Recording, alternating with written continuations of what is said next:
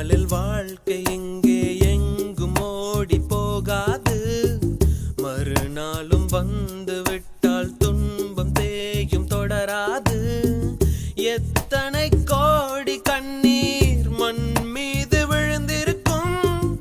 அத்தனை கண்ட பின்னும் பூமி இங்கு பூ பூக்கும்.